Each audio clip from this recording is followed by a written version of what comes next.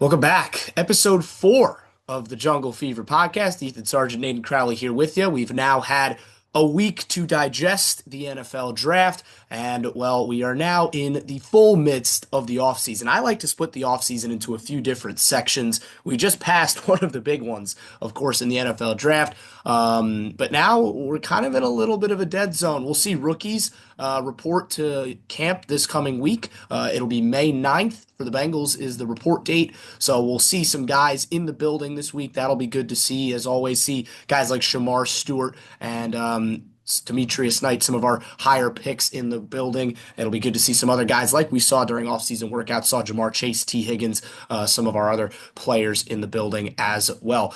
We'll start off today with a quick roundup of just some of the things that we've seen on the Bengals wire. We'll start off with a guy who's sticking around at least for a couple more years. Dax Hill's fifth-year option has been picked up, the 31st overall pick in the 2022 NFL draft out of Michigan. That kind of Swiss Army knife in defense.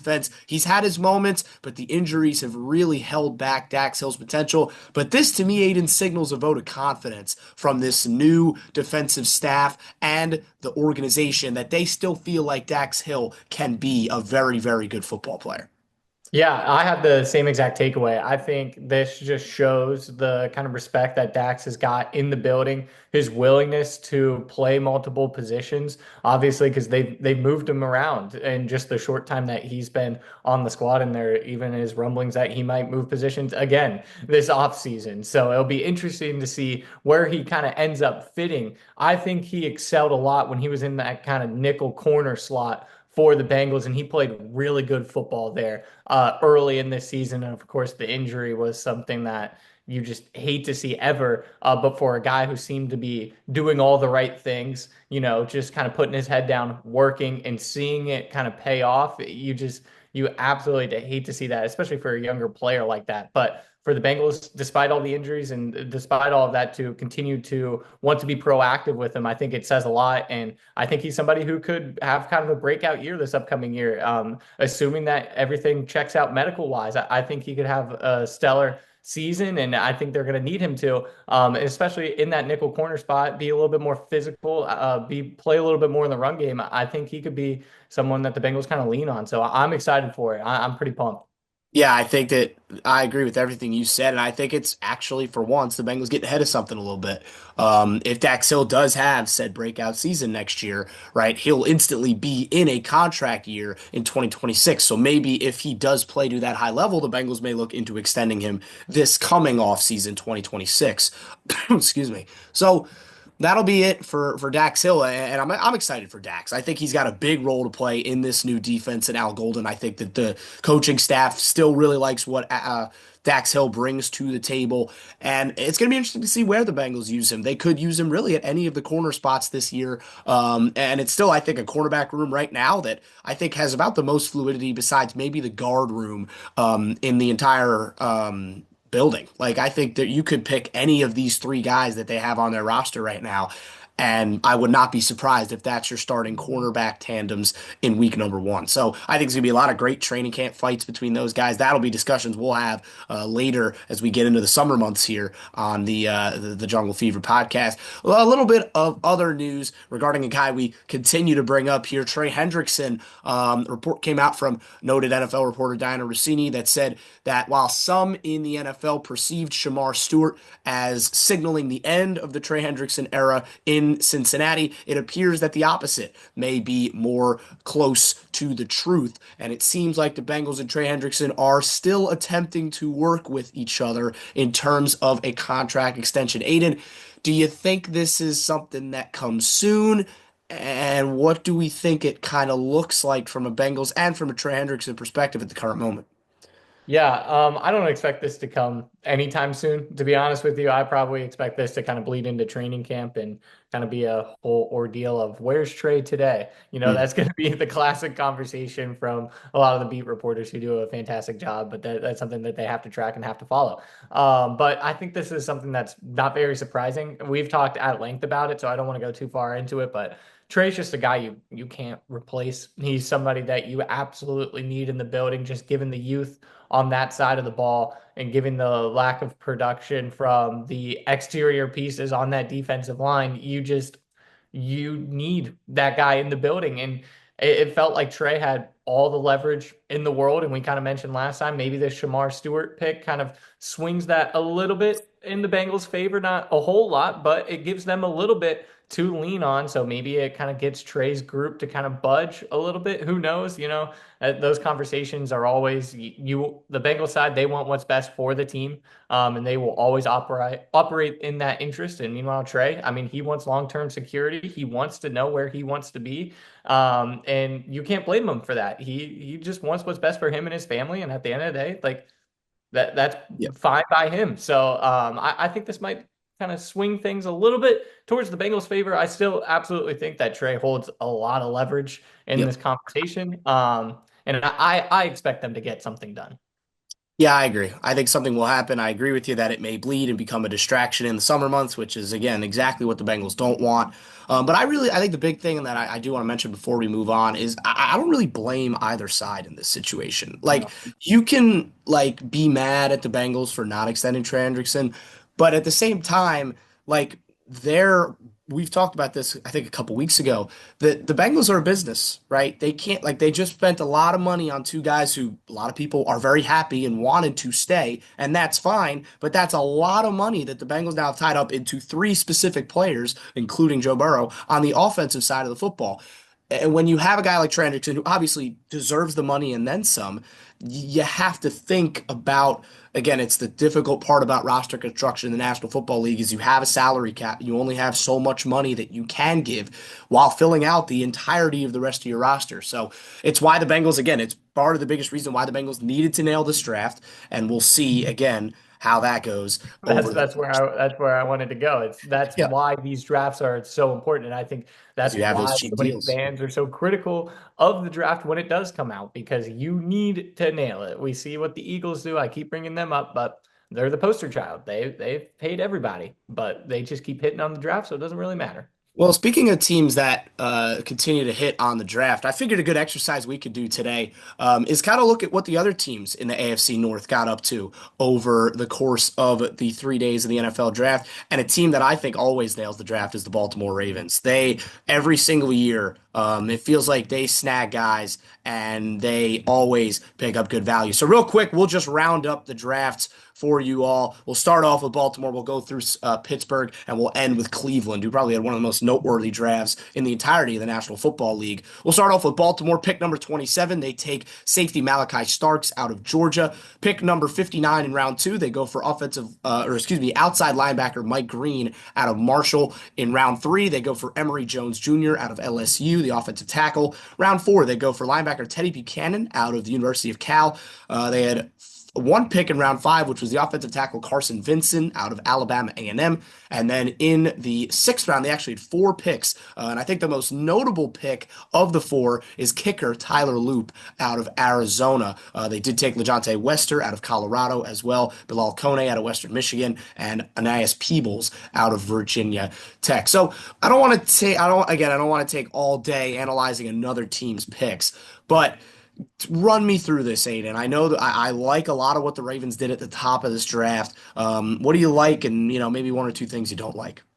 They just take good players, man. They always just take good players. I love Malachi Starks. I know he didn't jump off the page athletically when he tested at the combine, but just his production, his leadership, especially on a Georgia defense that thrives on that kind of stuff. It was one of those players you love, and then he gets taken by the Ravens, and you're like, man, I'm gonna have to try and beat this guy somehow, because he's playing for a divisional rival. But you pair him with Kyle Hamilton and that secondary that they have that now that secondary has a lot of versatility and it needed some help after last year. We saw what Jamar Chase did to that secondary and twice. So they Many needed times over fourth the pick. years. Yeah. And so I love that pick. Mike Green, obviously the character concerns, he falls all the way there, but at that point, if you're the Ravens, you can kind of justify rolling the dice a little bit on it, especially given the upside. So another great player that falls to the Ravens, right? I think the loop pick is really interesting, and I don't we don't have to go too far into it, but you draft a kicker in the sixth round, you spend draft capital on a kicker that kind of insinuates that you intend for him to be your starter or at Yeah. least compete for that starting position. And obviously, you have a Hall of Famer, one of the greatest kickers of all time, Justin Tucker, sitting there who struggled mightily last season. Maybe this is a wake up call. Like, hey, then And it that's can't be the good and figure big it out. thing about that. The big thing about that is obviously there's all the off the field stuff with Justin Tucker now, where he Yeah. has a number of accusations surrounding his personal life. But the Ravens were very clear in their press conference that this was a football decision. They said that obviously, we're going to do our own investigation to Justin Tucker. We're going to do our due diligence on that aspect. But they mentioned that this has nothing to do with Justin Tucker as as a person. We are looking to draft Tyler Luke because we want to have competition in our kicker room. So it could be interesting to see if a different kicker suits up. Would definitely be a major changing of the guard at Baltimore, and it would definitely be on one of the best kickers we've seen in the National Football League. Or excuse me, were to hang it up. Let's go down to the city over near West Virginia, Pittsburgh. They had a very noteworthy draft as well. There were a lot of rumblings about the quarterback position. We still don't know what Pittsburgh is doing at the quarterback spot. But with their first round draft capital, they stayed put at pick number 21 and they selected Derek Harmon out of Oregon, a defensive tackle, a guy we really liked in the pre draft process. They did not have a second round selection, but on day two, they did pick up a running back. Of course, Najee Harris departs. In comes Caleb Johnson, running back out of Iowa, was the second leading rusher in the nation last year behind Ashton Genty, at least in the regular season. And then they had a number of picks on day three. They started off day three with Jack Sawyer out of Ohio State off the edge.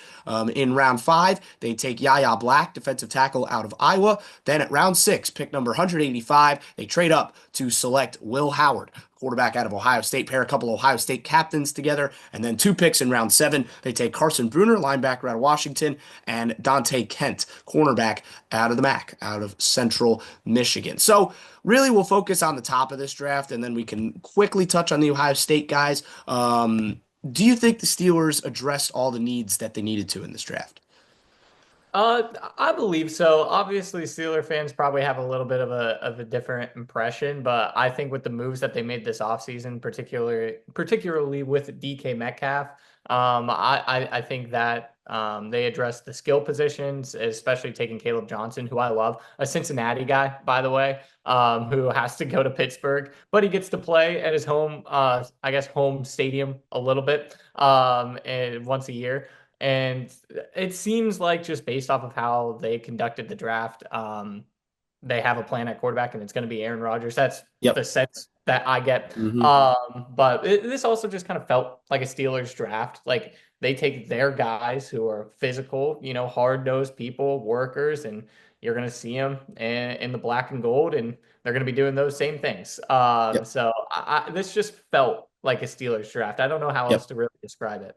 I actually 100% agree. Derek Harmon had Steeler written all over him, I think, just with the physicality and the edge that he plays with. Great story as well. I'm sure a lot of you guys saw that out there with his mother in intensive care. That was a really cool thing to see that he was able to tell his mom he got drafted before she unfortunately passed away.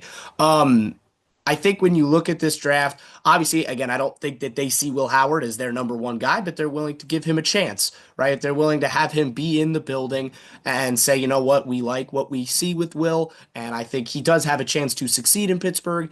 And then again, taking Caleb Johnson, really, I think very similar to what you're getting from Najee Harris. I don't think you're going to switch. You don't have to change much up in terms of your scheming with your run blocking. Very north-south kind of guy, not going to burst crazy speed, flash crazy speed, but he is going to be able to just consistently get you 4 or 5 yards a pop. And, the Steelers just love doing that. So, again, I like the Steelers, but I think of the non-Bengals drafts, I think the Steelers was my least favorite, maybe Cleveland. Ravens were pretty easily my favorite of the three that we're going to talk about. Let's finally touch on the Cleveland Browns. And, of course, this draft generated a lot of headlines for a lot of different reasons. And we'll start off in round one, where they take, instead of drafting Travis Hunter, who was there and available for them at pick number two, they opt to trade down. They get an extra first rounder next year, picked up an extra second rounder this year, and they take defensive tackle Mason Graham out of Michigan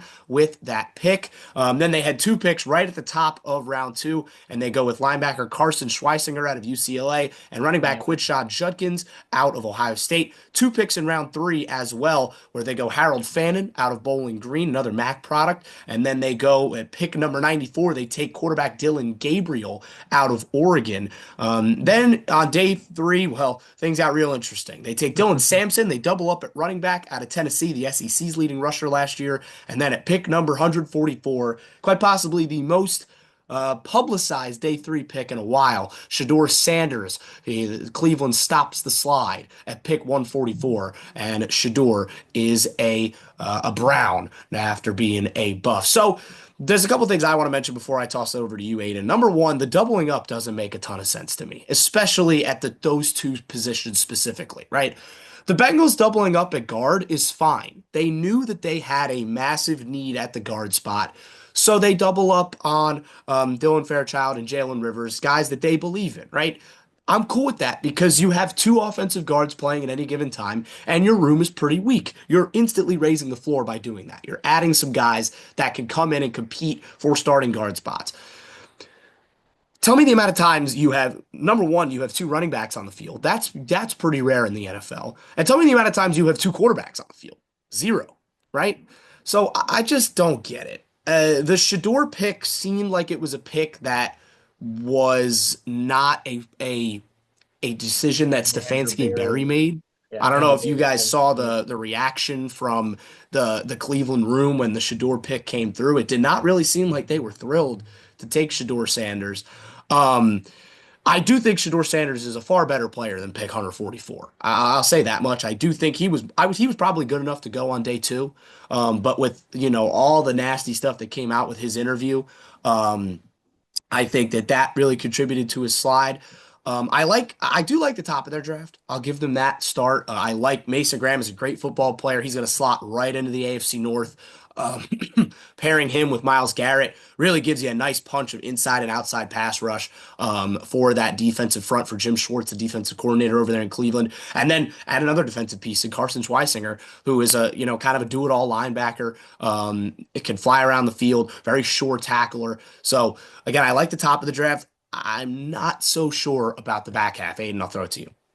Yeah, I'm gonna push back just slightly on the running back take. I Mhm. like the running backs that they did take.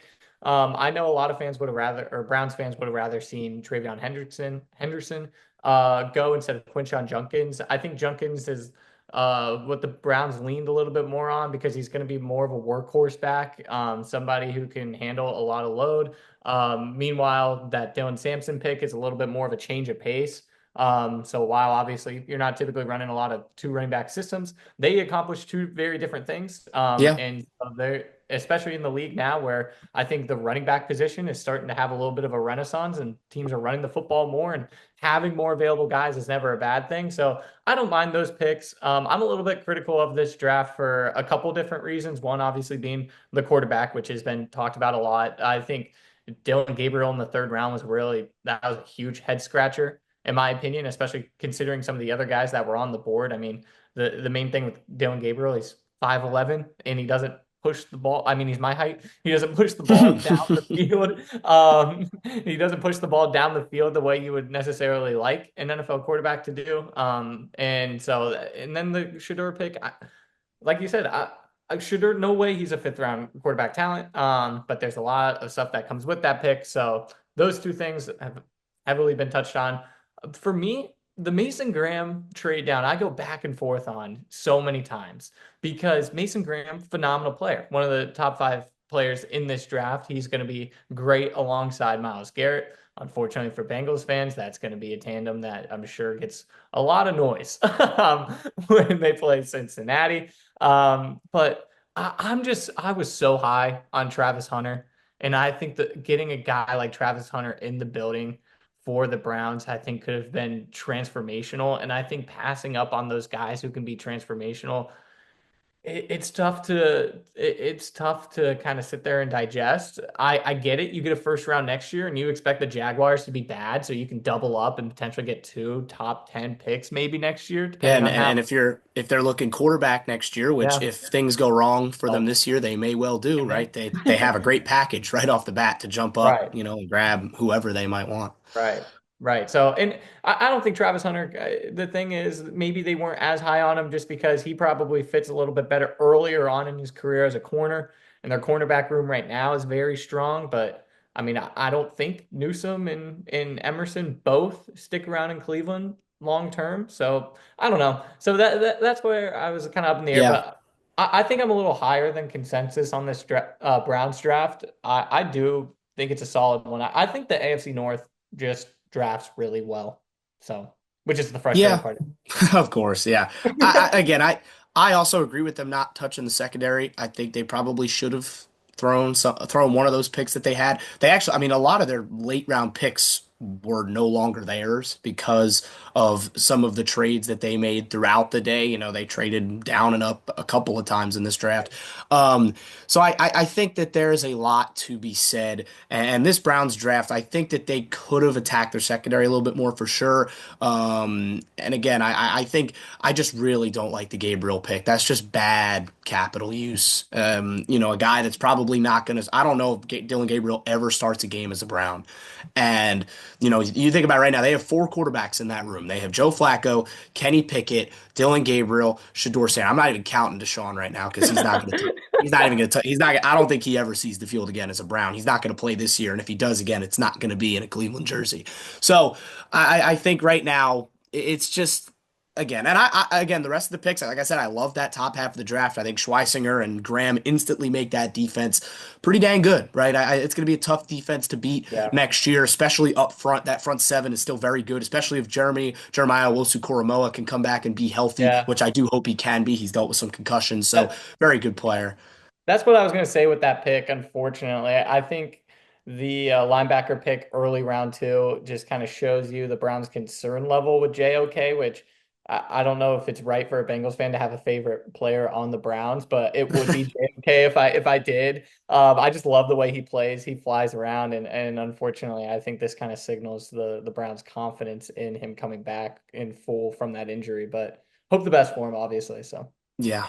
Well, we'll have to see what ends up coming to be with these drafts. It's going to be really interesting to see how it develops over the next couple of years, just as the Bengals draft will as well. That'll wrap things up for this week of the Jungle Fever podcast. We're going to have some fun stuff next week. We will talk about what we would have done. If we were Duke Tobin, if we were Zach Taylor sitting in those GM chairs, first couple of rounds, we'll discuss that next week as well. By the time we record next week, we'll be pretty close to schedule release day. We'll talk about some of the Bengals opponents, who they're going to see in 2025, and where we might want to see some of those games, and maybe some primetime spots. We'll throw some of that in there, as well as maybe some international games. There's been some rumblings that the Bengals may be traveling overseas this year. We'll see if that happens. We'll talk about that all next week. So long for this edition of the Jungle Fever podcast. We'll see you next time. Have a great week.